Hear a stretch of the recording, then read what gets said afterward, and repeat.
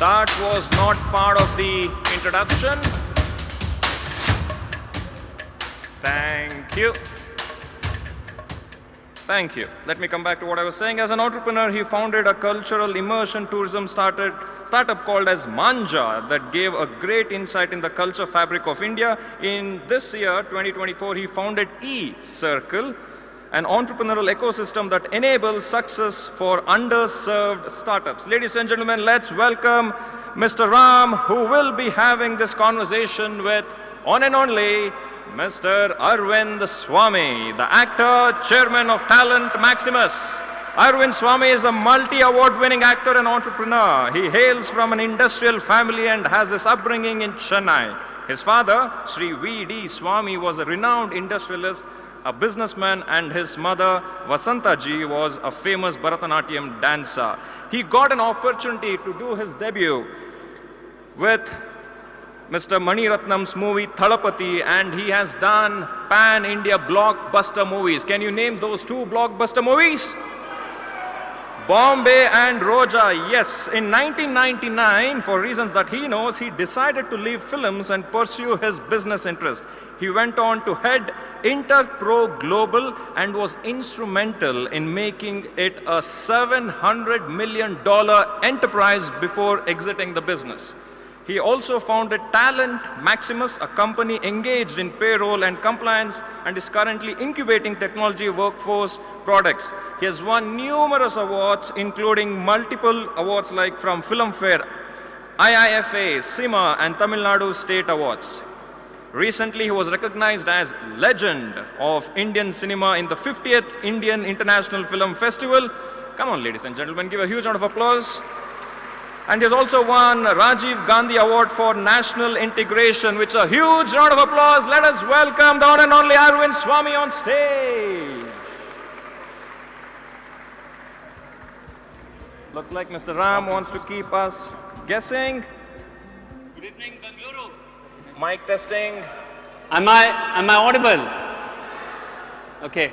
I have the unenviable task of doing the last session of the day, especially when the next session is pub crawl, but I'll still try to do my best because I have a supremely talented, supremely handsome, and a supremely intelligent guest who's going to be sitting with me over the next half an hour or so. But before I welcome my guest, I want to take you all back to 1992. I think it was a very important and monumental year in the history of Indian cinema. Because two major things happened in 1992. I would say two major myths were just shattered into smithereens. The first myth was that South Indian music cannot penetrate beyond the Vindhyas. That was a myth, and A.R. Rahman broke that into millions of pieces.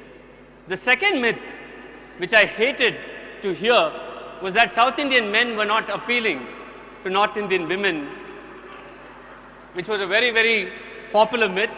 Kamal Haasan tried in the 80s. He did not have enough height, perhaps. It didn't work. I don't know what went wrong.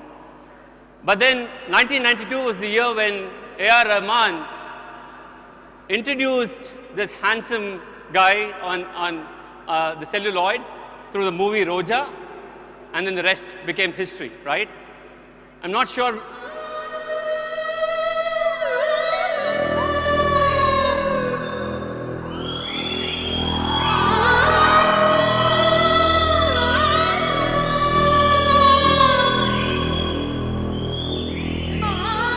And believe me, guys, Arvind Swamy did a lot of favor to me. And what I'm telling you is truth with a little less modesty. When I was 21, I probably looked 10% like Arvind Swamy. When I was 21, and all the women felt they were talking to somebody who was related to Arvind Swamy. So I benefited from that experience. But I'm very different now, and Arvind is the same. So I need to find out what he eats and drinks. So before we get into the discussions of how Arvind got into movies, I think this session is not so much about his celluloid success. Not many of you may know, Arvind has multiple avatars that he dons through his life, and he's a very, very successful entrepreneur, having run multiple businesses, exited multiple, and continues to juggle Kollywood and entrepreneurship very seamlessly. To know about it all, I welcome on stage the ever handsome, dashing, intelligent hero that Chennai gave to the world, Arvind Swamy. வந்து என்னோடு கலந்து விடு உயிரே உயிரே என்னை உன்னோடு கலந்து விடு. Thank you. Thank you.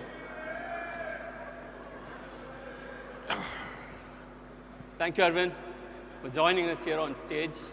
It's such a privilege and pleasure for all of us. And on behalf of TiE and TGS, we extend a very, very warm welcome to you. Thank you for being here. Thank you, Ram. Thank you for asking me to be here today. And it's a pleasure being here and talking to you all. So. Thank you. Thank you. It's known to almost all of them here that you mesmerized audiences in the 90s with your screen presence in Roja and Bombay and all of that. But I'm not sure how many of them know that you actually were born into a very, very successful industrial family. You were probably groomed to be the next successor, and then movies happened. So I just wanted to know if it was by design, or was it serendipitous? One of my friends told me that your father wanted you to be working in a mechanic shop, you know, cutting down lathes and, you know, working on annealing the iron pieces, etc. Was that an inspiration that made you leave the mechanical shop? No, it was not a mechanical shop. Essentially, yeah, it's true that my dad was one of the well-known industrialists in Chennai at that time. One of the businesses that he was doing was a heavy engineering business where we were doing baffle heat exchangers and oil field equipment and things like that.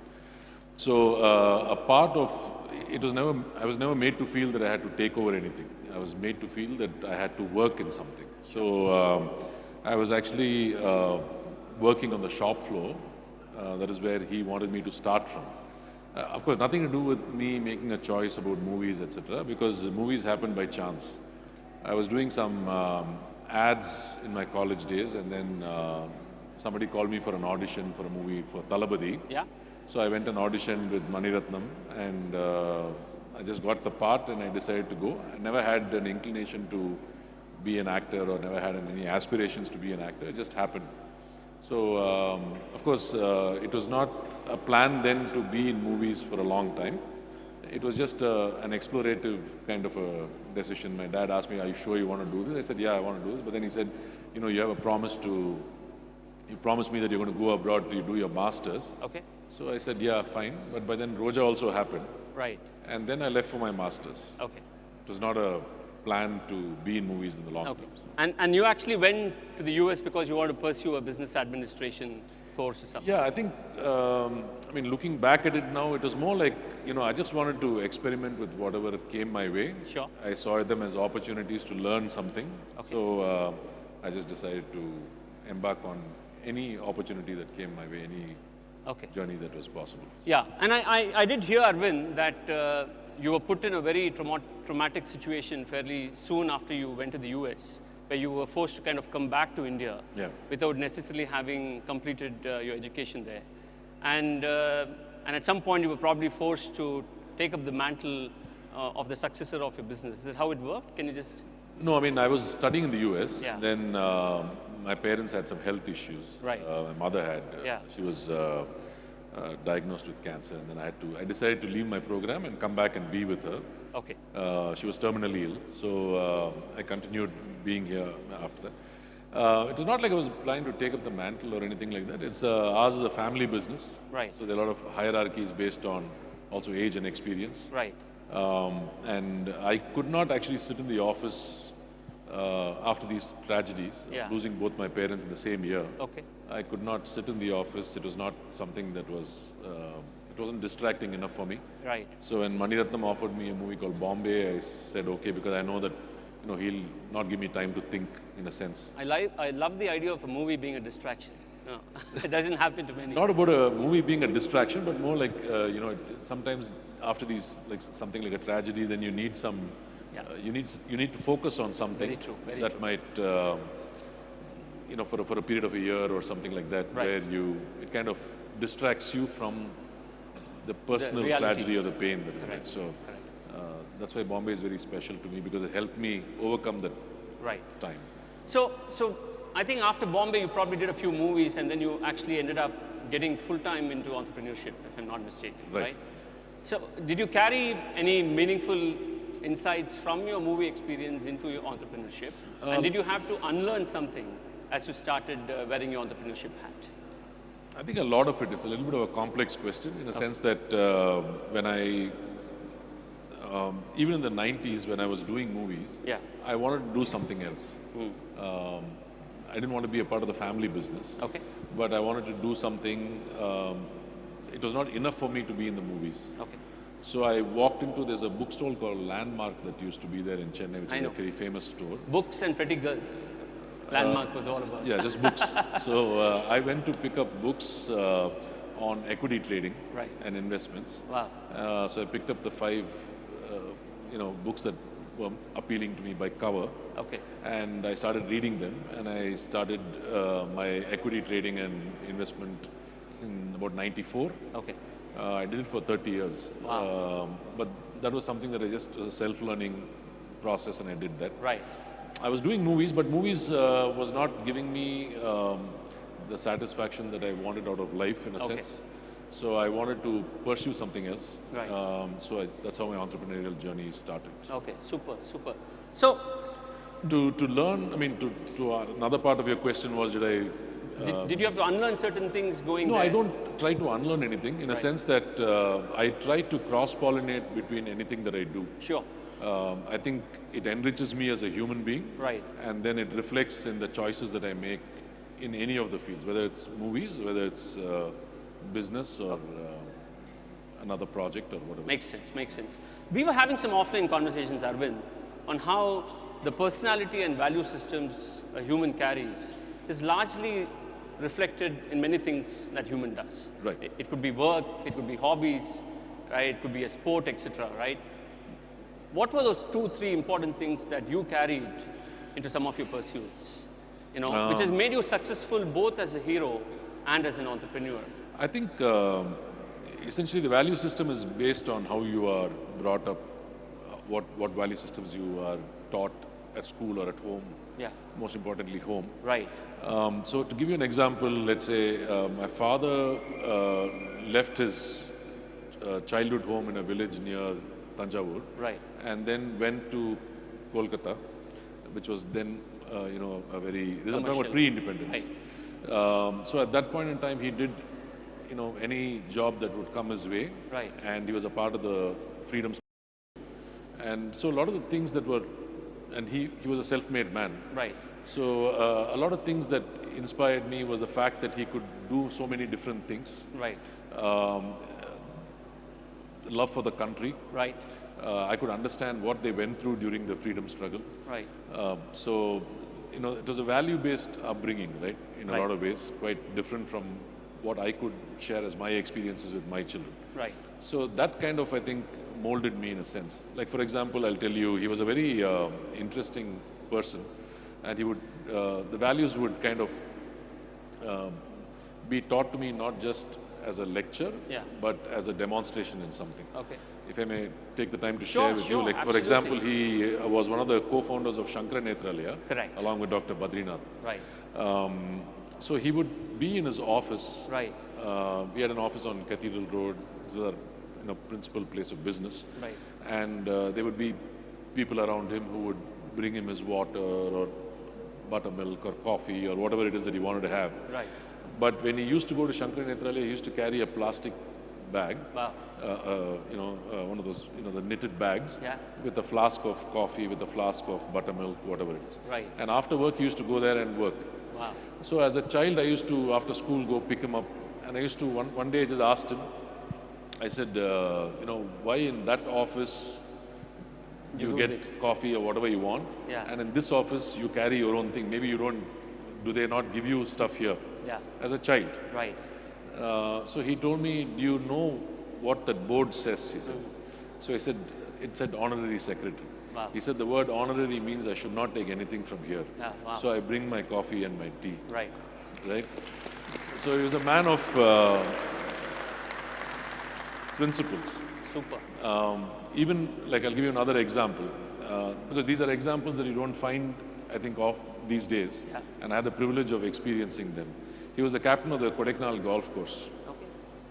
And every annual event, they had a ceremony where you had to take a cap, Right. which was said the captain's cap, and you place it on the incoming captain. That's correct. So when we were there in Kodaikanal, and before the event happened, he actually had a heart attack. Wow. Right? And he was, so we made a makeshift hospital kind of thing at home, and it was there. So he was on, sedation and this thing. So he called me and said, when is the captain's event?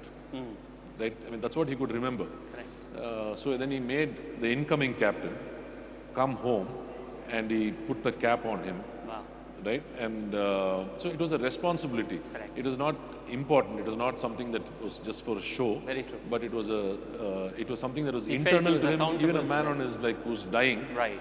or who could potentially die, is thinking about his responsibility. Super, super. So these are values that are there. So Right. how will you engage in business, and how will you engage with people? Right. I think would largely reflect on such deep-rooted values if you have. Right. So yes, a value system is important in the way you run your business, Right. the way you engage with people who work for you or with your customers. Right. And if you, at points in time when you need to make hard choices, Right. then you will make them based on the value systems that you have. Absolutely. Superb, superb, Arvind. And I want to humor the audience here on an anecdote I had heard about your dad, Right. where you grew up with a suite of great cars, and once your middle school got over, your father asked you to go and get a bus pass and travel by public transport. Right. Right? But he really wanted you to experience it. Yes, I didn't understand it then, but Yeah. it was a great experience for me. Right. Because for, I think, the next 3-4 years, I traveled only by public transport. Right. And I couldn't buy a daily ticket. I had to stand in line in the depot and buy a bus pass. Wow, wow. So all those were experiences that I carry till today. Super, So super. it's something that was a great learning for me. So I want to quickly jump into the resilience part, right? You obviously had great personal losses very early in your life, and you had to come back from the US. And I do understand that in your 30s or probably 40s, you had some serious health issues and setbacks. Now, I don't know whether that had an impact on the businesses you were running, I'm not sure. But generally, what is your motto to, standing up after fall, right? And you faced a bunch of them. Yeah, I mean, see, everybody's life is not going to be just on a single track, right? Right. I mean, you're going to have your ups and downs. Right. So yeah, I did face some challenges in my 30s, say late 30s and early 40s. So I had a health issue. I had injured my back, so I faced a partial paralysis on the leg. So I was in bed for about 1.5 years. Wow. But it was not like something. At no point in time did I feel like desolate or I never asked questions to myself as why is this happening to me or things like that. So I think you take every day as it comes with the optimism that it will get better. Right. It's just a matter of time, and you kind of have to adjust the way you work or do things. Like let's say, for example, I was a very hands-on ops person. Right. I used to be in the office like 18-20 hours a day, Right. because we were delivering across different time zones. Correct. And I had to travel also to different countries. So, but then when this happened, I had to change the way that I engage. So it's difficult for a hands-on ops person to suddenly get into a management strategic kind of a thing. Right. Because as an ops person, I was poking my nose into every small detail. Correct. And I was managing that way.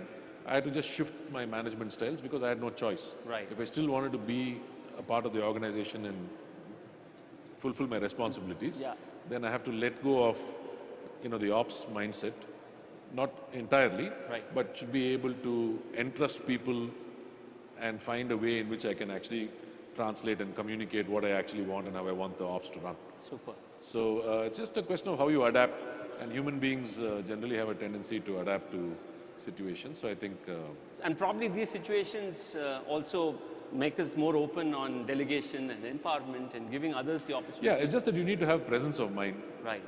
So a couple of things that I can share is like, let's say for example, like I said, if something happens, the first question should not be, why did this happen? That's a question that can be there. It can be answered later. Right. Why did this happen to me should never be a question that should be encouraged to be answered also. Very true. If something happens, it happens. Why it happened, we'll analyze it later. Correct. All we need to understand is what needs to be done now. Correct. I think that is the focus that we need to have. I'll give you a small example. Like in one of my organizations where a lot of delivery was on the Indian financial year, in the beginning of March at around maybe 3 a.m. I had a call, emergency call, saying that there was a short circuit in the server room. Wow. And the entire office is in flames. So the calls kept coming, friends that I knew were passing by that side. It's all early morning. Right. And they sent me videos on my phone on how it was, like the flames were coming out of the window. Right. So I knew nothing that I could do. Disaster situation. Yeah, so my wife said, come, let's go. I said, I don't want to go. I said, what are you going to do? I said, I'm going to sleep. So I went back to sleep. Yeah. Not for anything else. It's just that I checked if the fire engine was there and all. I could not go into the office. Right. I would not be allowed. Nobody can go in. Right. I checked if there was any, there was no danger to anybody. Everybody were out of the office. Right. So my thought was before I went to sleep was, okay, I have deliveries that need to happen, right? I can't let the brand fail. My servers are all, must be charged by now. I don't know what I can recover. So the focus should be on how do I reinstall my data, which is backed up somewhere, and how can I conduct my ops in an environment. These were questions that need to be answered. True. So I said, I'll wake up in the morning and I'll answer those questions. Now I can't do anything about the fire that's going on. So let me get my sleep so that I can address these questions better in the morning. Super. So I'm not saying it's something that is there, but what I'm trying to say is that practically there's nothing you can do about it. Correct. But you need to answer the question. So ask yourself the right questions in a crisis Right. situation. Don't freeze. Don't go panic. into what they call as negative panic. Right. Some amount of fear and some amount of anxiety is good Right. because it keeps the adrenaline flowing. Correct. But too much of it, you'll freeze. Right. So if you freeze, nothing productive is going to come out of Very it. true. Very true. So you got to be able to calm yourself down and address the situation. Whatever crisis it may be, it may not be the same thing, it may be something similar or less drastic. Correct. But you got to just train your mind to see what needs to be addressed on priority. Yeah. And ask certain other questions later that you can learn from. Super. You make it sound very simple, Arvind. You're basically saying respond to a situation and don't react. I truly hope all of us develop the habit. It's instinctive to react, Yeah. but I'm saying practically, whatever you're reacting, is it Yeah. actually going to be helpful in a situation? Right. What would you rather focus on? Correct. Right? So And all of that makes sense only if you don't freeze. Because if you freeze, you should not freeze. correct. So, yeah. Correct. Super. So Arvind, I want to quickly move back and see what is the intersection between your two avatars, right? In many ways, I'm thinking a movie these days is almost like a startup. You know, there is clamor for money, the idea has to be pitched, and then you have to get all the right people together. And then gone are the days when 50 days and 100 days were celebrated. It only lasts, if it runs for 96 hours, it's a big deal. I saw a few movies which celebrated 100 hours of running, right? Right. So in this startup world, how do you see intersection of cinema with entrepreneurship, right?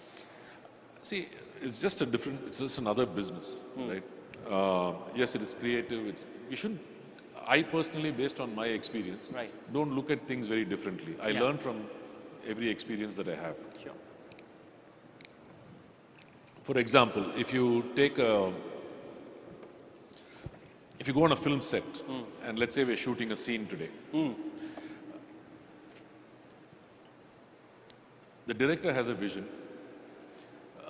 It's translated to his immediate circle of assistant directors. True. And his DOP, which is the photographer, etc., the cinematographer, etc., and he translates it to his team. Right. So this vision keeps cascading down Correct. to the lightman, to anybody who's involved in the craft. Right. So you have makeup, you have sound, you have whatever, you have costumes, you have lightmen, you have everything. The complete entourage. So they're all different departments. Correct. Not everybody is privy directly to the director's vision. Right. So we get on the set and we are doing a scene. the scene is broken down into different shots. Right. Each of those shots need to be executed with the vision of the director for what needs to get completed as a scene. These people are not extremely qualified in process. Correct. They have not studied management, At all. right? But they execute more efficiently than what happens in most In organizations. corporates. Yeah. Now, if I say, oh, do I need to unlearn something? Yeah.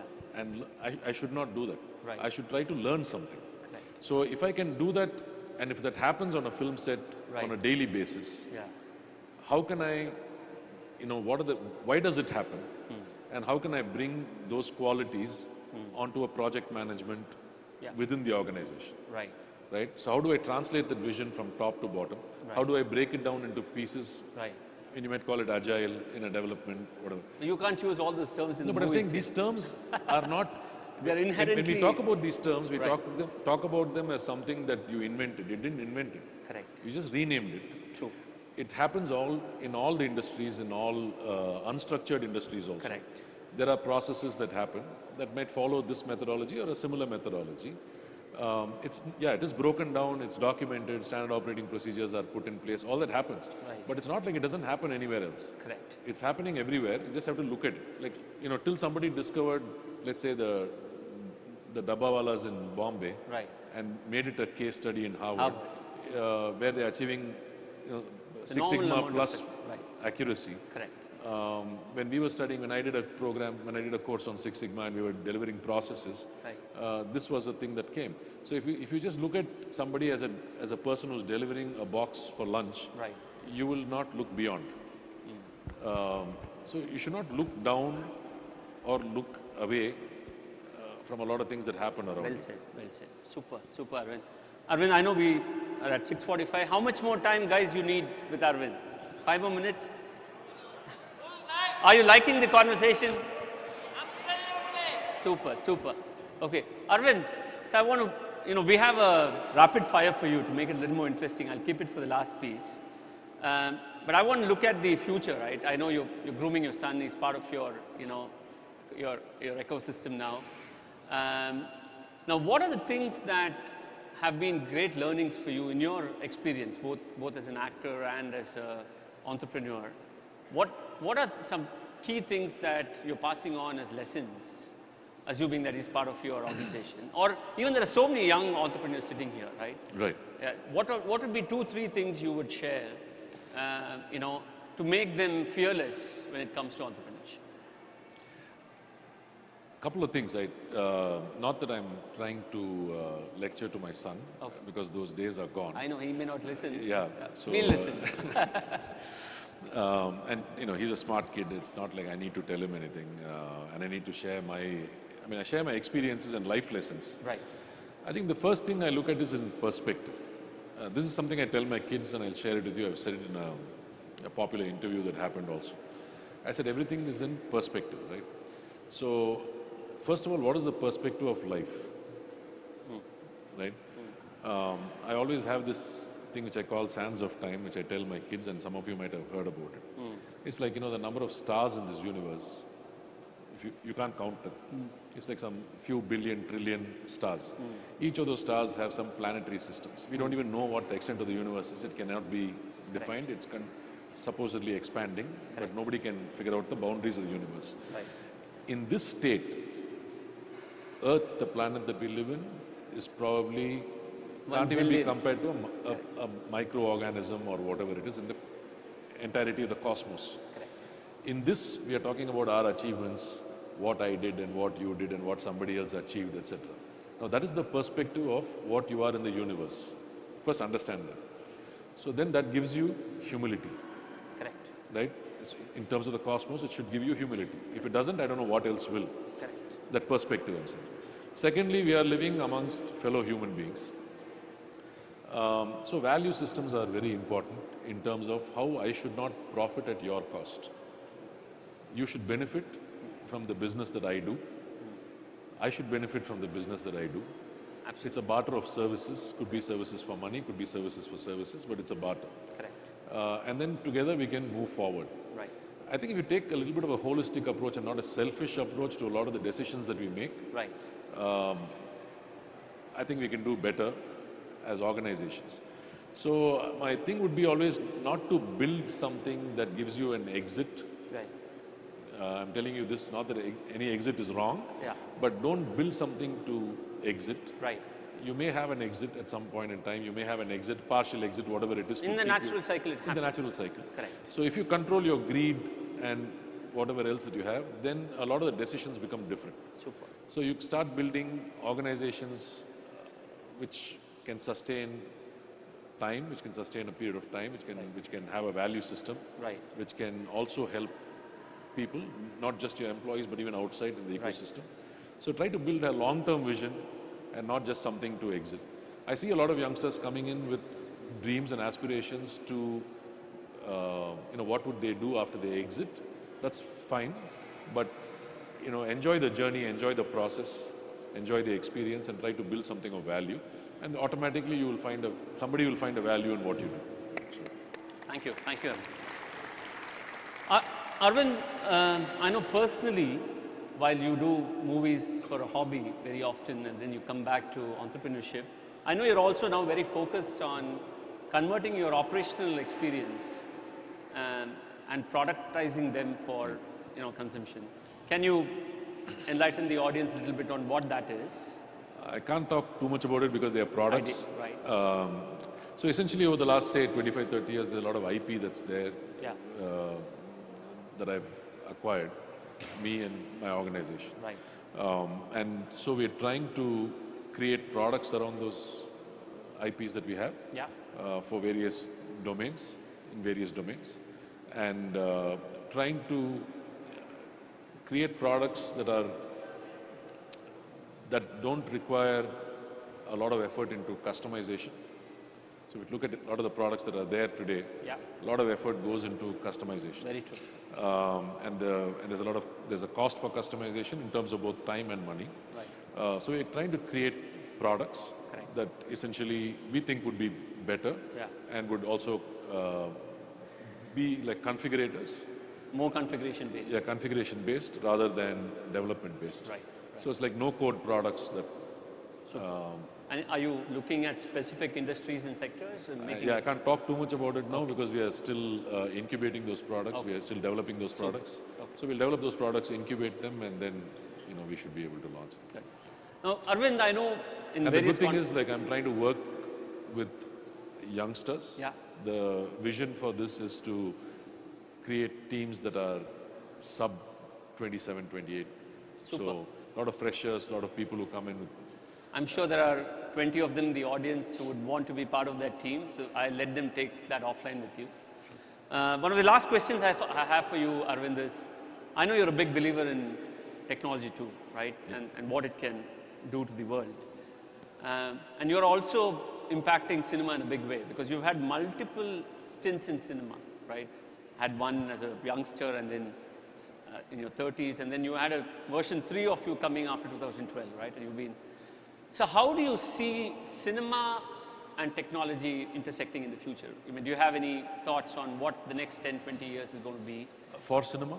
For cinema, correct. I think cinema has always adopted technology, in terms of whether it be. True. Yeah, from black and white cameras. How we capture sound, how we capture the Right. visual, how we edit things, how we present things, how you consume it, be it in theaters or an OTT, etc. So it's always, however it is that, however it is relevant to cinema, it's always been hungry for technology. In today's world, of course, with AI coming in, a lot of things change.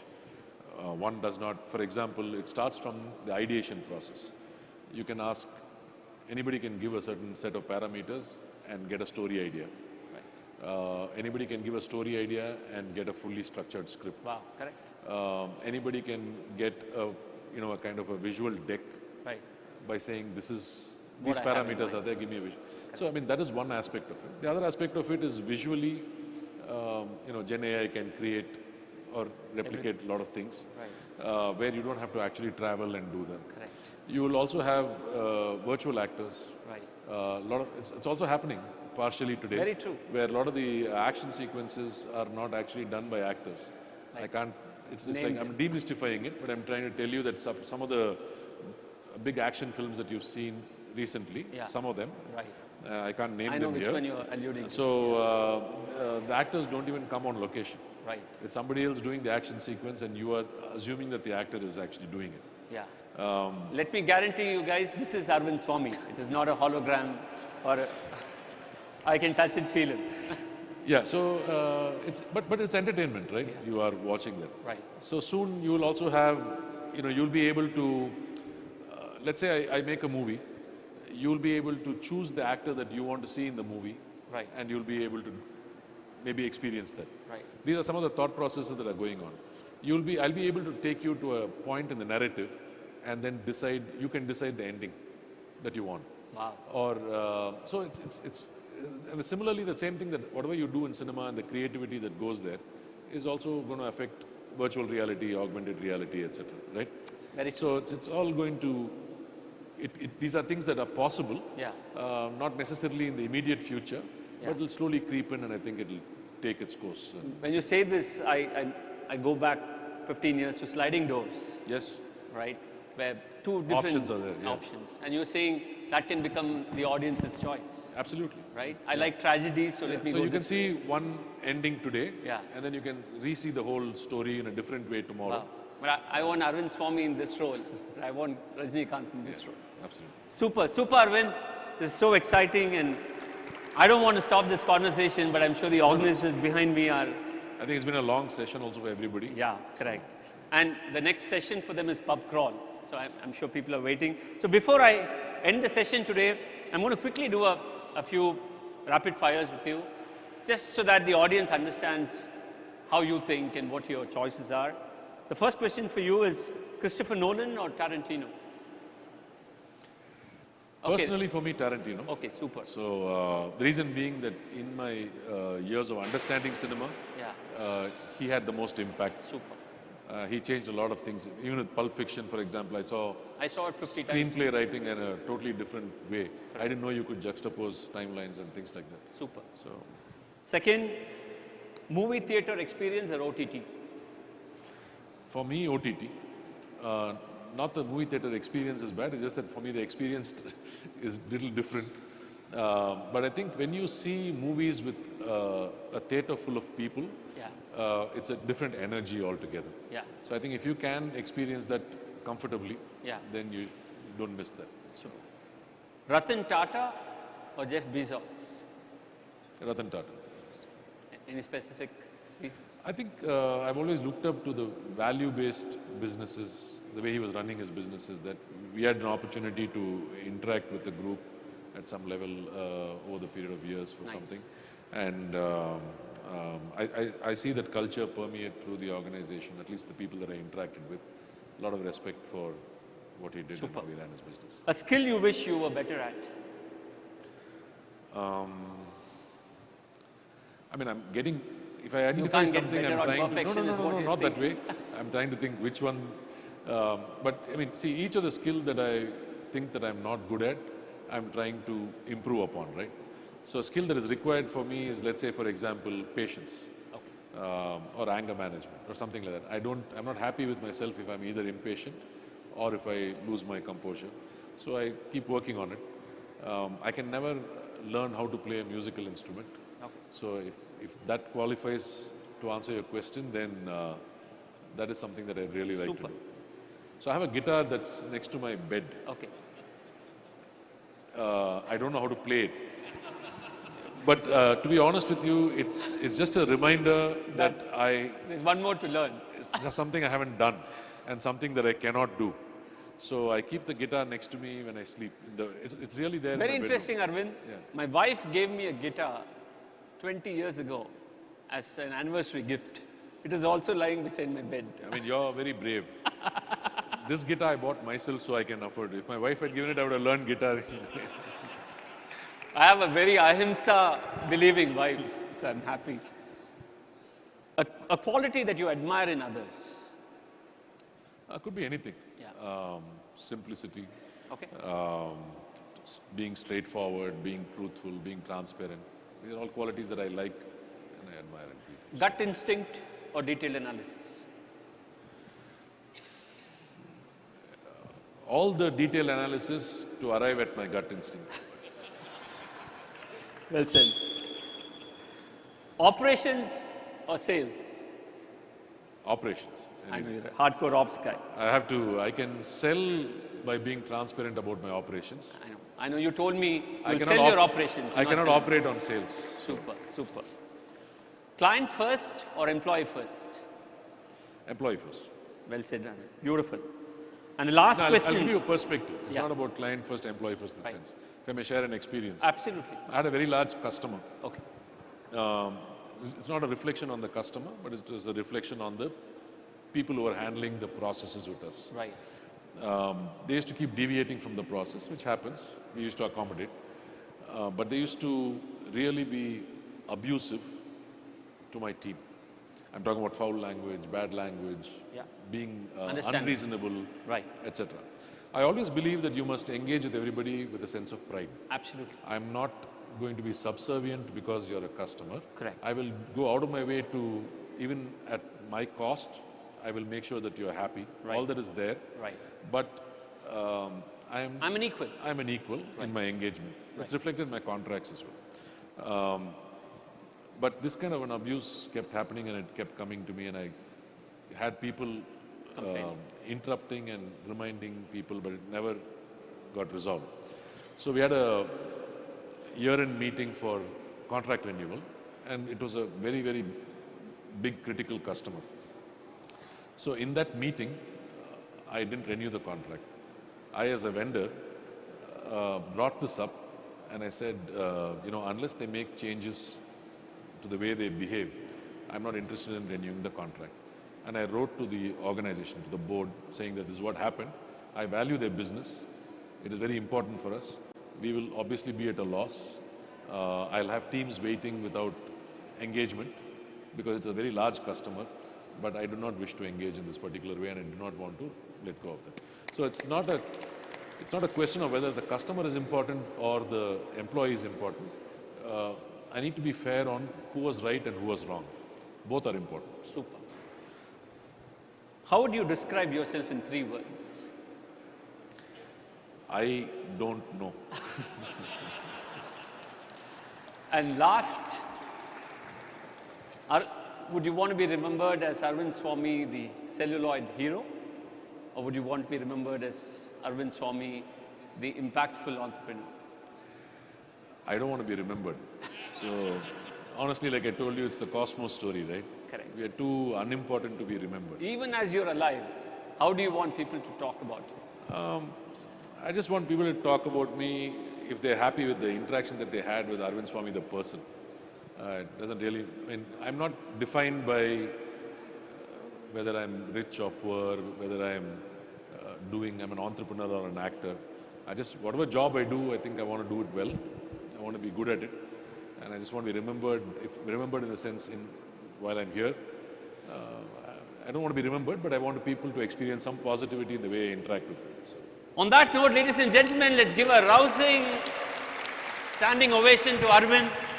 It's been my pleasure, and I've taken the liberty to represent all of you on the stage. I wish we had an extensive Q&A session, but we have to do the closing. So thank you so much, Arvind. Thanks. It's been such a pleasure to have you on stage. Thank you. We would love for you to be on stage for the closing and help the organizers have a wonderful close. That was a fantastic conversation. Thank you so much, Thank you very Ram. much. Thank you so much. Made by artists from Mysuru in the inlay art form. This is a wooden inlay Fantastic. art of your. Thank you so much. Very thoughtful of you. Thank you. I'm very grateful meeting you.